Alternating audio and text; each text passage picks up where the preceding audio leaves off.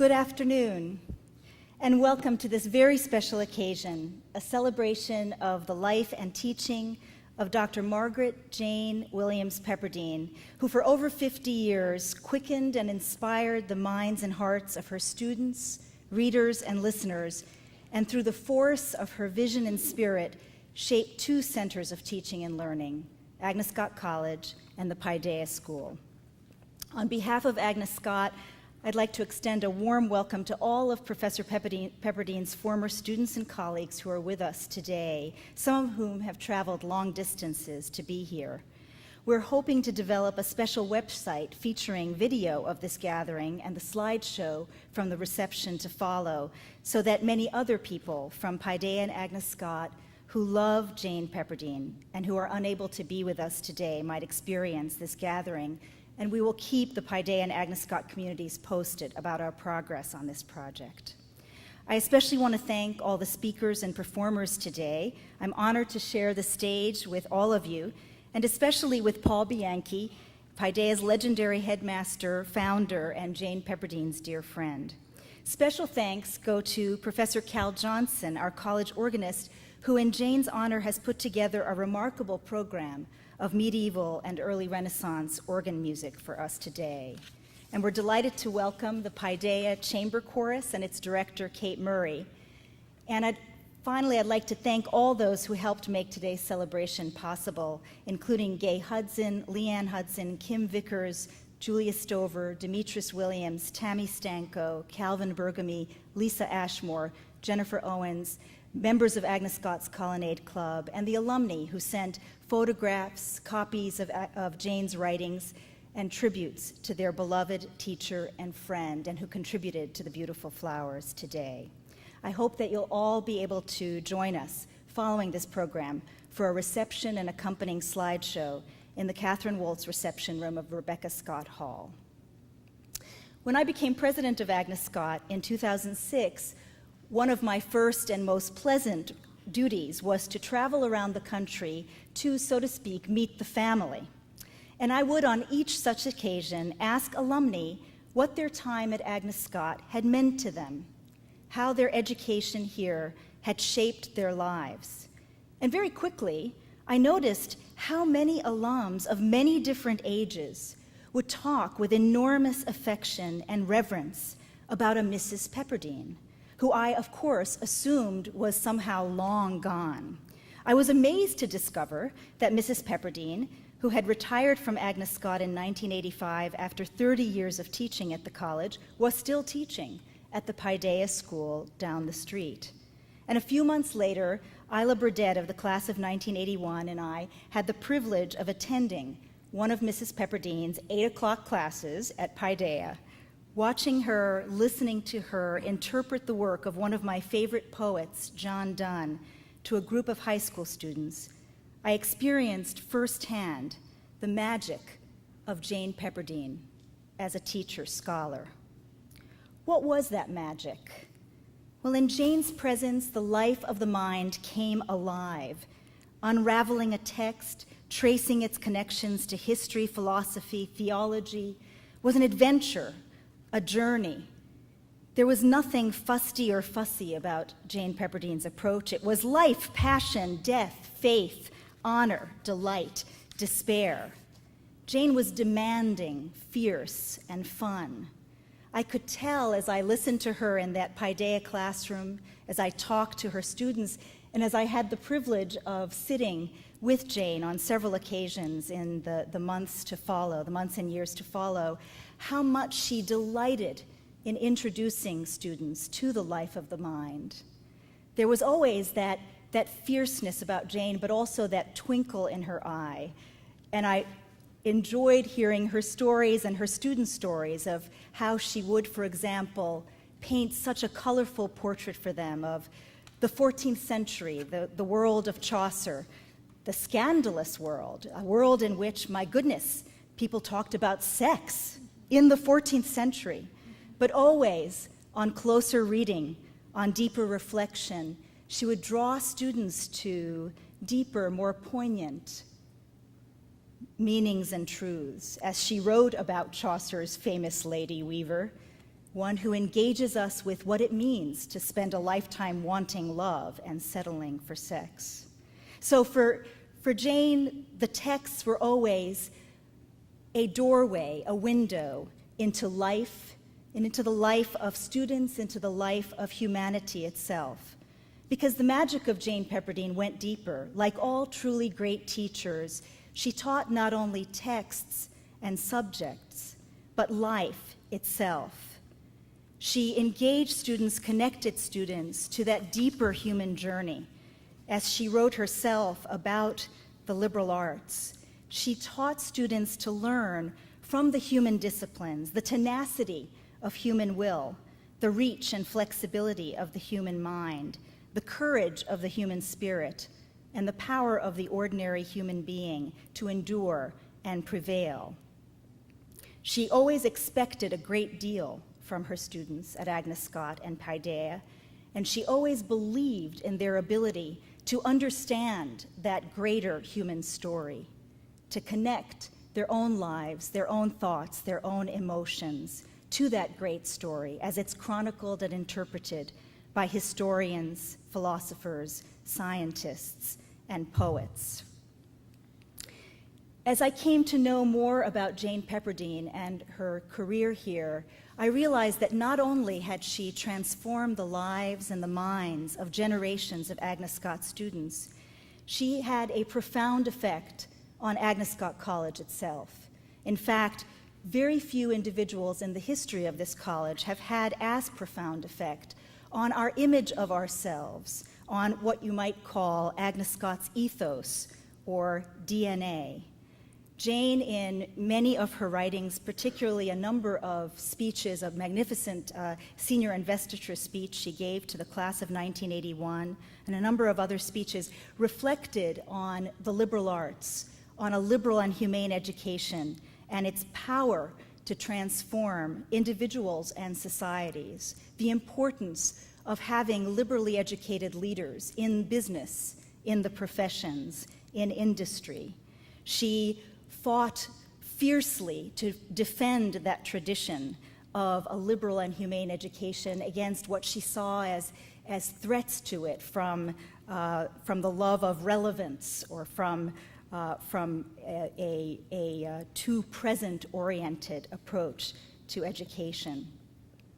And in telling that story about Agnes Scott as a place that, from the very beginning, respected women's intelligence and demanded of its students great things, great ideas, great thoughts, she actually helped shape us as a place that expects great things from its students. In fact, I've made a collection in my heart of moments that I thought would particularly please Jane Pepperdene, and I just want to share two with you. One was a wonderful speech that a member of our class of 2007, Kristen Hall, gave.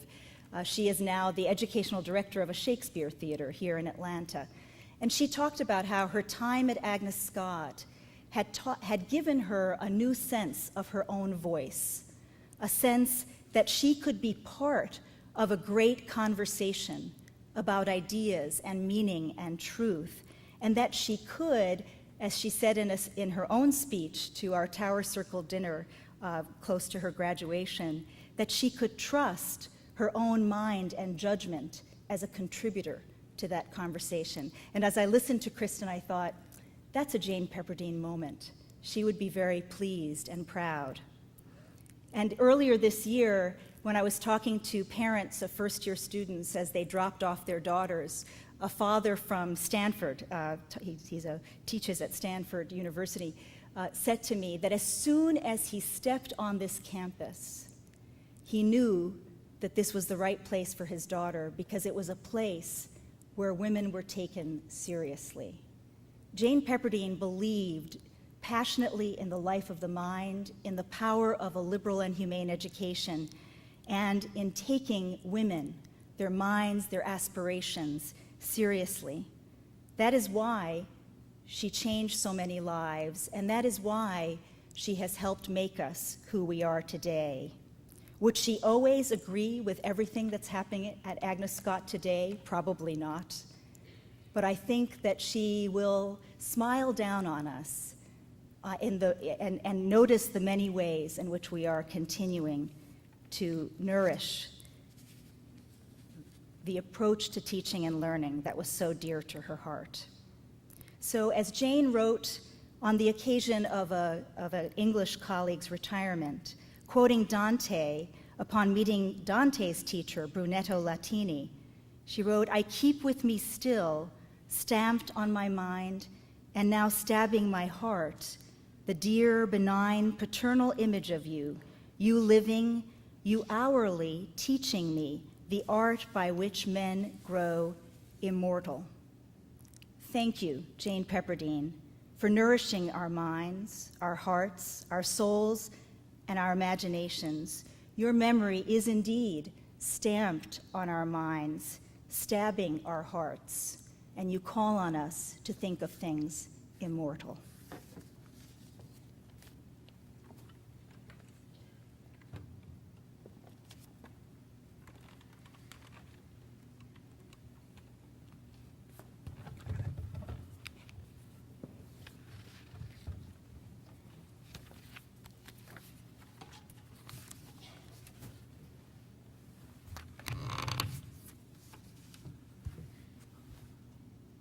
In a perfect universe, ungoverned by the boundaries of place and time, I would not be up here speaking about Jane Pepperdene.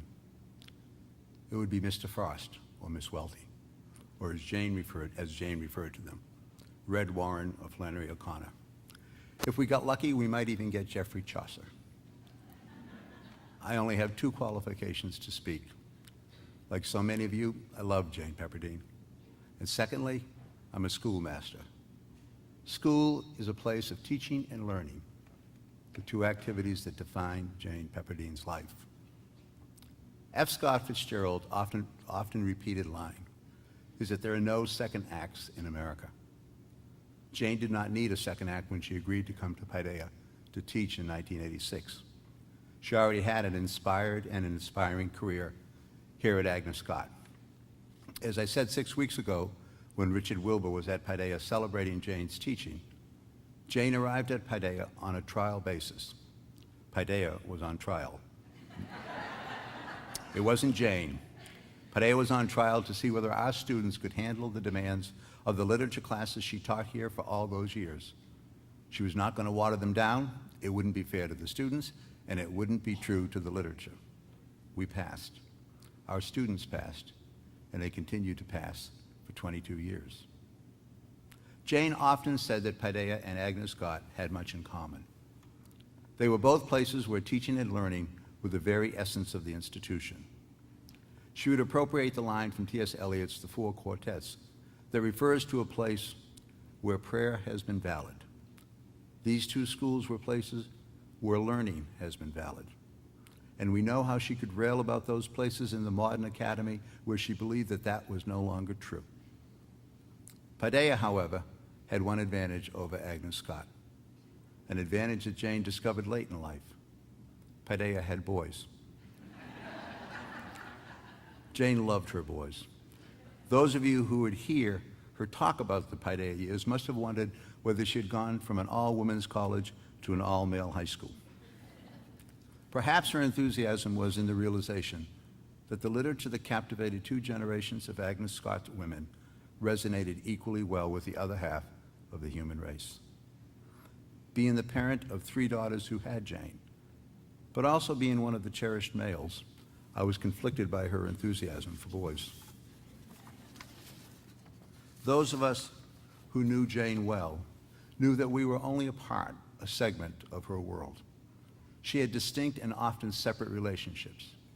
There was her Agnes Scott world and her Paideia world. There were people with whom she talked about books, and there were long friendships with the man who kept her furnace in working order or the mechanic who kept those Mercedes running. With some people, Jane discussed the past, and others knew very little about her past. Some people met the dog. Others of us, no matter how many times we were at the house, never did. She knew that we might not be sufficiently appreciative. With me, she talked about politics, about teaching, and about what mattered in a school. In these conversations, sometimes in my office, after her first hour class, or in long Sunday afternoon telephone calls, Jane would delight in referring to me as her boss. "You're my boss, you know," she would say. And that's not a title I bestow on a person lightly. I would deflect the notion as innocuously as possible, in part so that we could move on to more interesting matters, but mainly because the idea was so preposterous that even in an ego inflated by 4 decades of headmasterdom, I could not accept it. The very thought that I or anyone else was Jane Pepperdene's boss was ludicrous. Such a person did not exist. Bosses tell people what to do, or at least try to get people to do what they want them to do. Jane was not put on this earth to be told what to do. She did what she thought was right, and she did it in the way she thought best. "The only way I can," were her words. I was but one of many friends and admirers, in awe and in love, a giver of roses to a woman who had given so much to me and to hundreds of other Paideia students. Mostly what Jane talked about were her students. She seemed to remember all of them. Remember when a student did work that revealed an understanding of the depth of the literature she was teaching, whose paper was stunning or included an insight she had rarely seen before. Her students knew intuitively that they were the center of her life, although I suspect that no one would risk actually saying it. Jane received letters from Paideia students long after they graduated. They would visit her on college breaks. In the past few weeks, we've heard from many of Jane's former students, testifying to her importance in their lives. Let me include a few of those here. The first is from an essay for college admissions by a young woman, Darcy Tyndall, who graduated last year. There are admissions officers up and down the East Coast, I'm sure, who must feel that they know this woman, Jane Pepperdene, because she appeared in so many college essays. Darcy wrote, "Jane's life's work was teaching. Teaching was her calling, her joy, and her love. Interestingly enough, the most meaningful and lasting thing that I learned from Jane was not about the wife of Bath or Eudora Welty, but about love. One day in class, we were discussing one of Flannery O'Connor's stories, and Jane simply said, 'Love and life are the same thing.' Now, I'm not meaning to imply that I never heard this sentiment before. Romantic movies and cheesy books use similar lines fairly frequently. But this time, the source was different.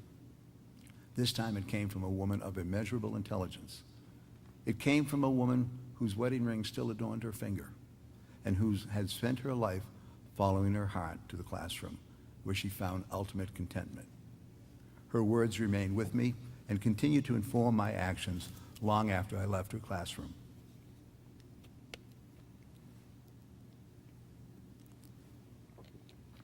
Another letter came from one of Jane's early students, Julia Napier. Every student who passed through her class, even those who didn't realize it, received the greatest instruction in what Jane liked to call the old verities, borrowing Faulkner's line from the Nobel speech. Those lectures remain in all of us, as she does.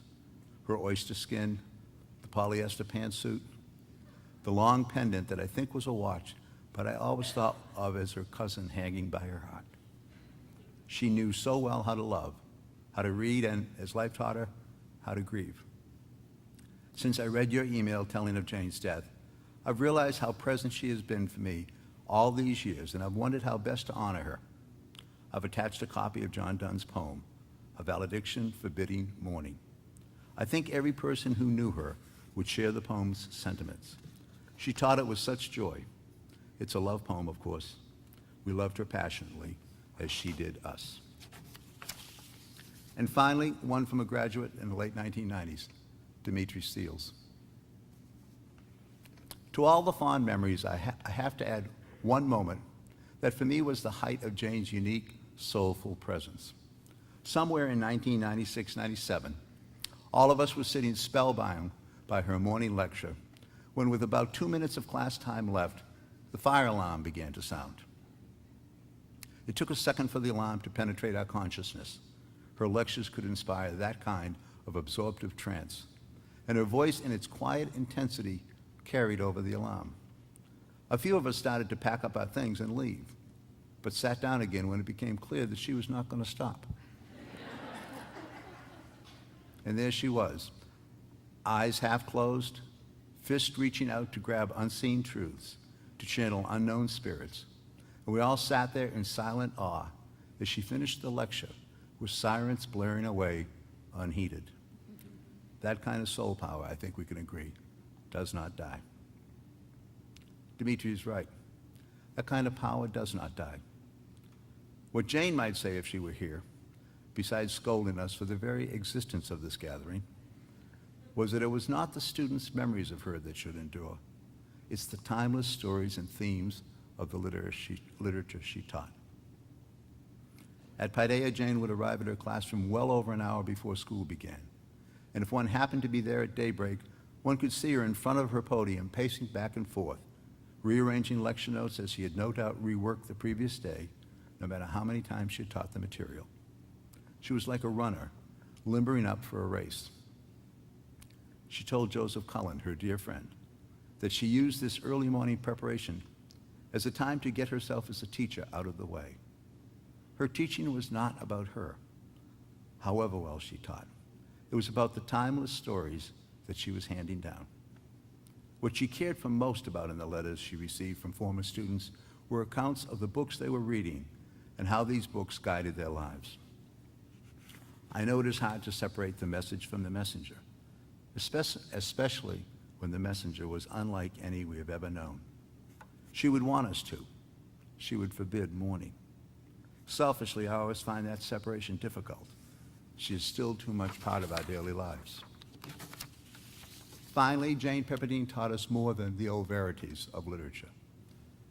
She taught us how to live life to its very end, to remain engaged in deathless things, and through those we love, extend our earthly mortality. She taught us a life of purpose. How many of us have said in the past few weeks, Lord, if you give me 90 years, let me have them as Jane did. Even without her permission, we shall miss her. We will carry forward the great stories, but also the vivid and loving memory of the remarkable woman who led us to the great stories.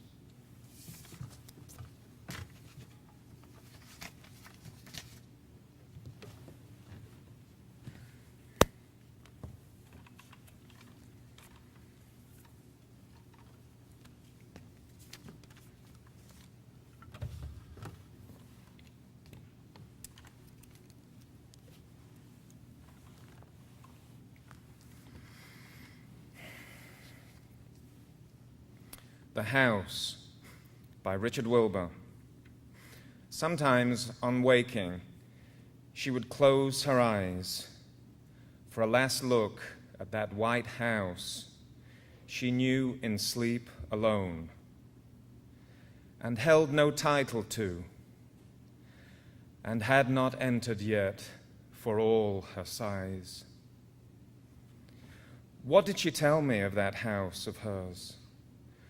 White gatepost, terrace, fanlight of the door, a widow's walk above the bouldered shore, salt winds that ruffle the surrounding firs. Is she now there, wherever there may be? Only a foolish man would hope to find that haven fashioned by her dreaming mind. Night after night, my love, I put to sea.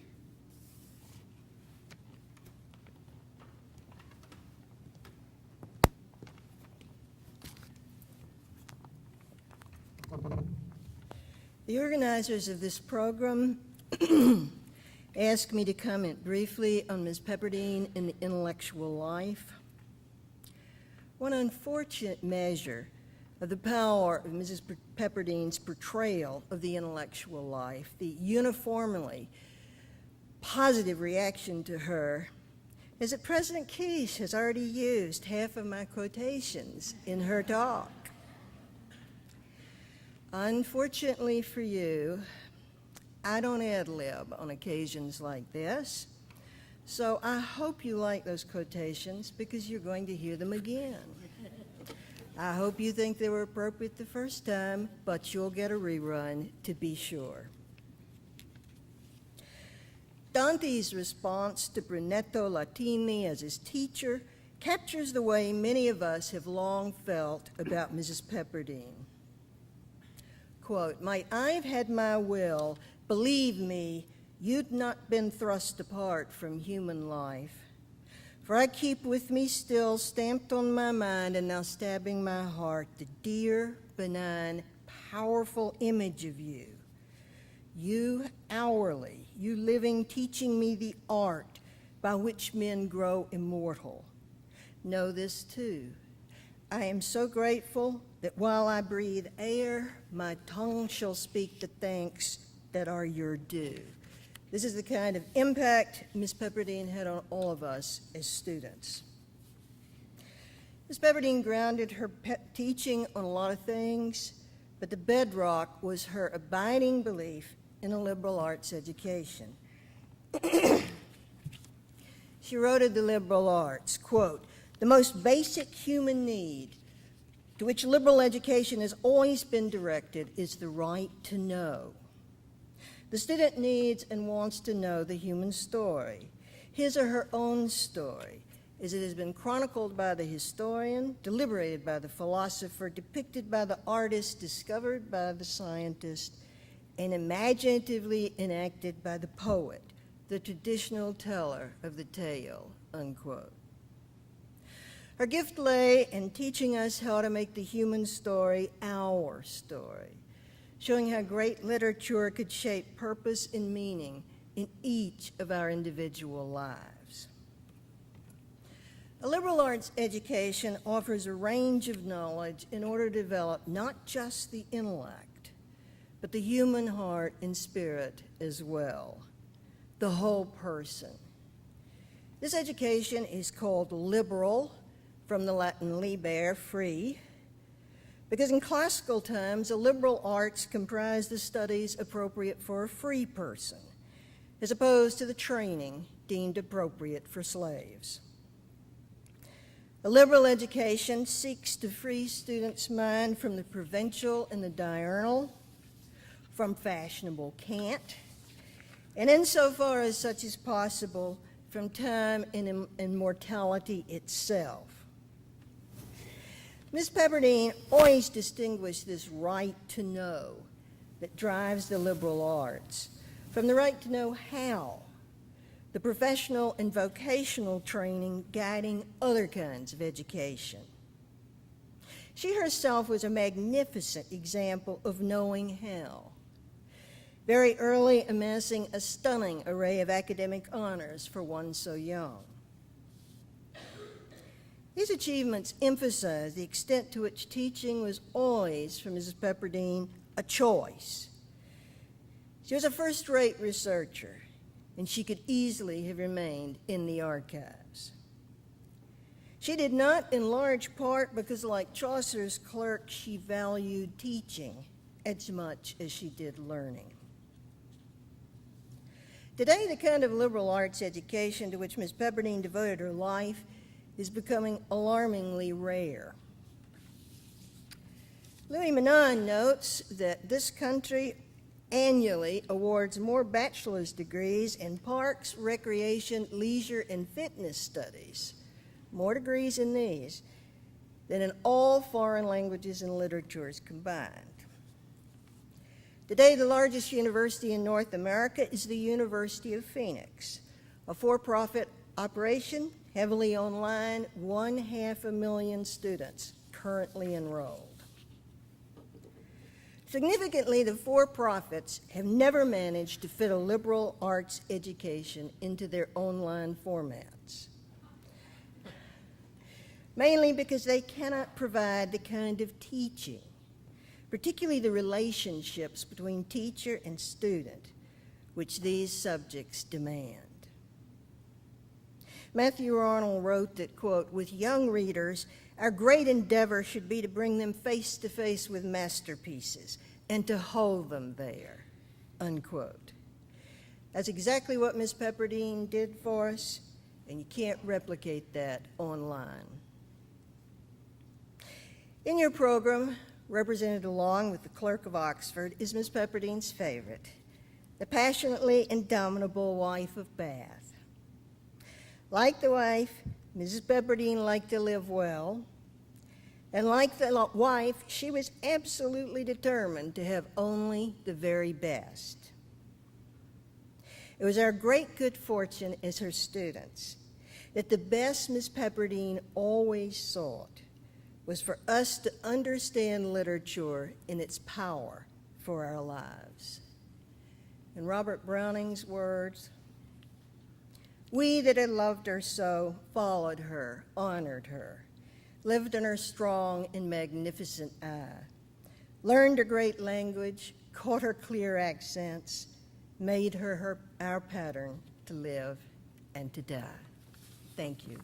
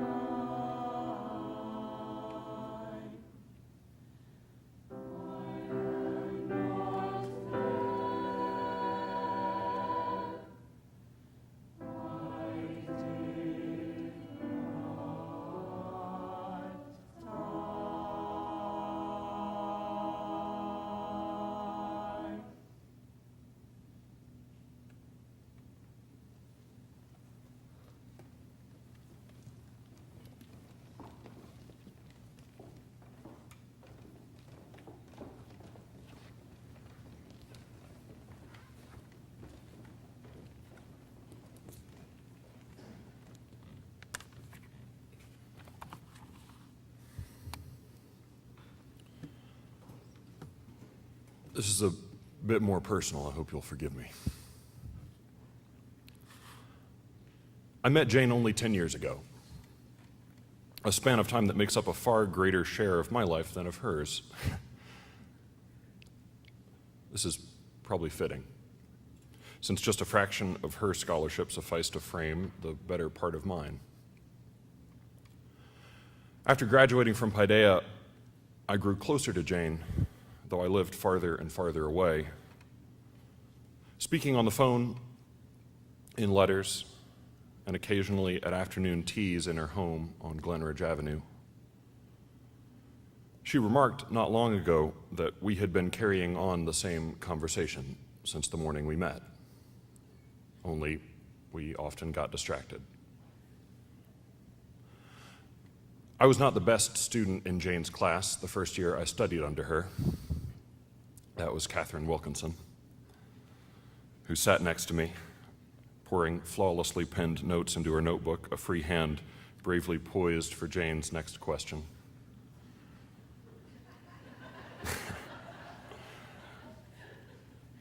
I was a little duller, but what I lacked in comprehension I made up in bravado.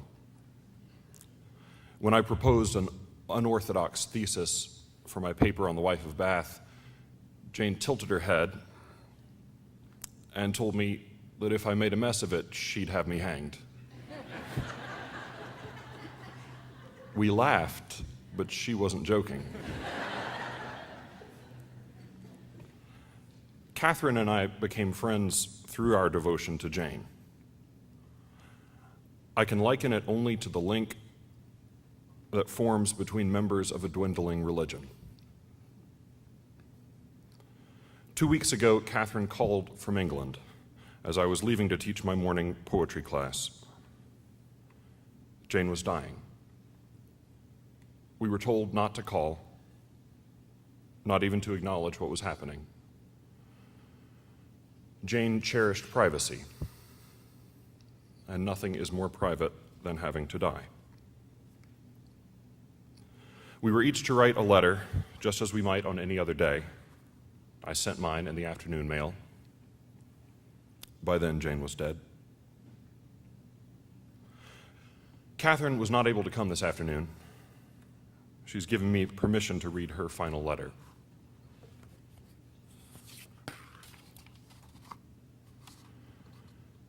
Dear Jane, as winter nears, the days in Oxford have gotten short, and mulled wine now wafts from the pubs. After many months of long hours and meals at the computer, I am less than a week away from submitting my DPhil dissertation, which has left me reflecting on the academic path that brought me to this point, and its beginnings in our early morning talks at Paideia, and the work we did together there. I recall sitting at the table's corner with Matthew and Kelly, making our way through stories under your guidance, and having my first taste of rich intellectual community, an experience that compelled me to go to Sewanee for those crucial and wonderful undergraduate years, and that continues to inform my academic pursuits at Oxford, and will, no doubt, do so long after I leave this place. I often find myself returning to the stories we read: Welty, Chaucer, Eliot, Shakespeare, O'Connor, to gain clarity about some aspect of the human experience, or to recall formative moments in my own life, in my own thinking about a life of meaning. And though this dissertation may technically fall within the social sciences, my time spent engaging the very best of the humanities made it possible. You taught me to read carefully and thoroughly, and to write with clarity and expression. And those two things, woven together, form the fabric of my DPhil. Indeed, those gifts have propelled my academic life, for which I am deeply grateful. Beyond, and yet inextricably rooted in, the classroom, in so many ways I am who I am because you were and are my teacher. I fly back to Atlanta on December 6th. and Matthew tells me birthday festivities may be in the works. Perhaps Watershed. All my love and admiration, Catherine. In some ways, little has changed. Catherine is, as ever, the truer student. My feelings are more selfish. Most grief is. The number of those who might be called real witnesses to any given life is a small number, and it does not often grow as time elapses. My grief is selfish because as long as Jane existed in the world, I was one person less alone. It is not much comfort today knowing that Jane permitted me to listen to her life, knowing that I'm equipped to tell a chapter of her wisdom. It's not much comfort, but I will take it gladly. Jane read more poems of mine over the last 10 years than anyone should have to in a lifetime. There was at least one she liked.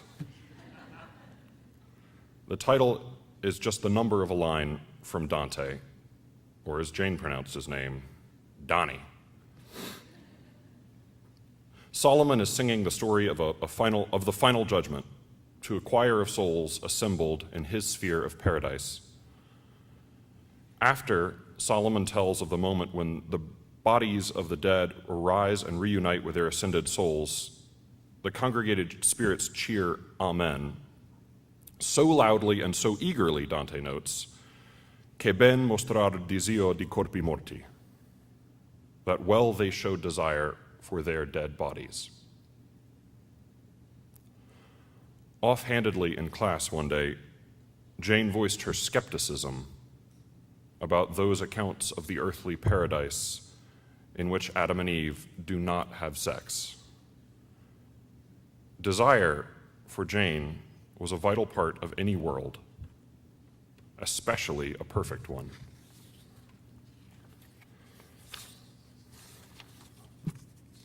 Paradiso 1463.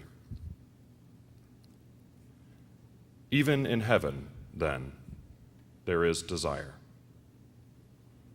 For resurrection in the appointed time, when out of blackened earth new flesh will climb beyond the cross of every wind-whipped spire, into that harmony kept by the choir assigned each soul, whose naked pantomime clothes itself there in joy, like sense in rhyme, like lyrics in the plucking of a lyre. For this, but also for the body's own relentless, unrepentant want to feel cool water on the brow, to bend and kneel among the church of skin and hair and bone, met in the smoky, sniffling, crassly real desire to live and not to be alone.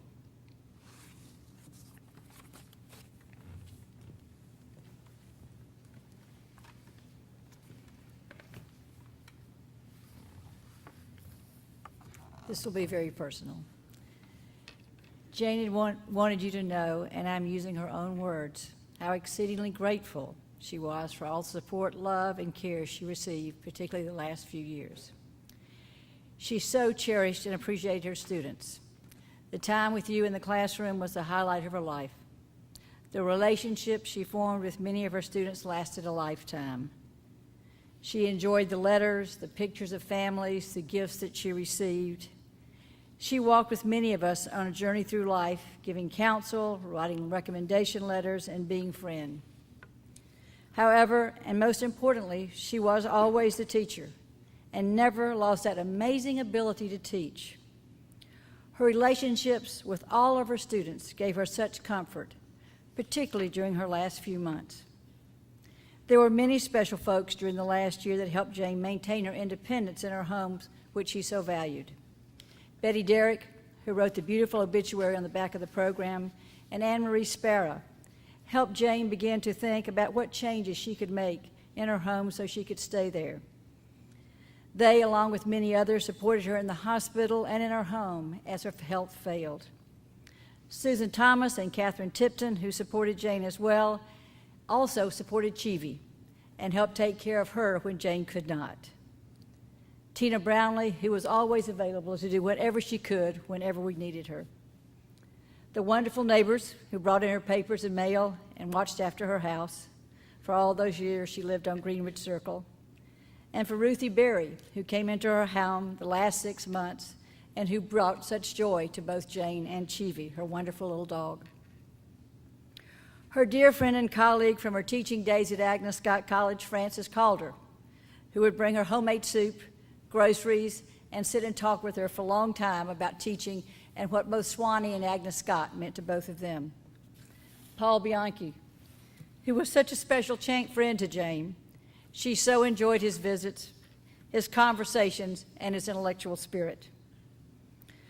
Her wonderful physician, Dr. Gerard Cranman, who visited her in her home 3 times during the last week of her life, and whose competence, compassion, and honesty was so important to her during her last days.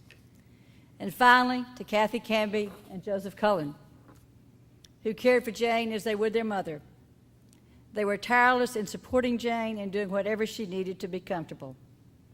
Now, I'm sure I've admitted some folks, and I want to apologize already for that, but I want you to know that Jane was exceedingly grateful to all of you for what you did to enrich her life. And after the reading of the prologue by Brian, please do join us in Rebecca for a slideshow and music from her favorite artist, Frank Sinatra.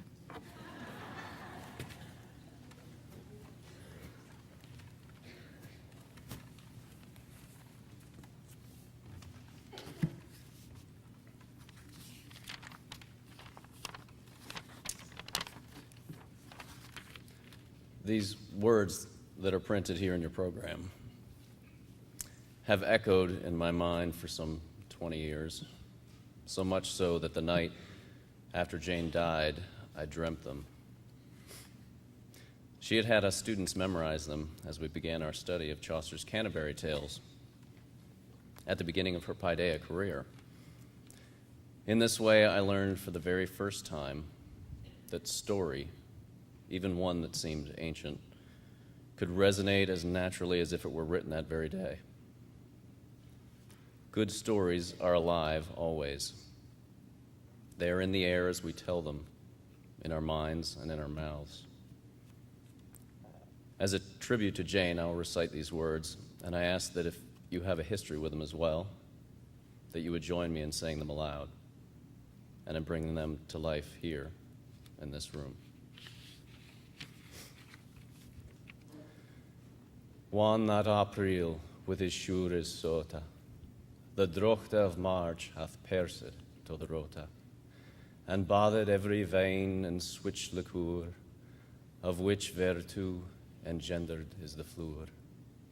One Zephyrus eke with his sweete breath, inspired hath in every holt and heath the tender croppice, and the young Essona hath in the ram his have cour zirona. And smalle fooles maken melodia, that slepen all the nicht with open ear. So pricketh him natuur and here courages, than longen folk to goen on pilgrimages. And palmers for to seken stronge strondes, to ferne halways, couth and sondre londes, and specially from every shires end of England, to Canterbury they wenda, the holy, blissful martyr for to seka, that him hath holpen, one that they were seka.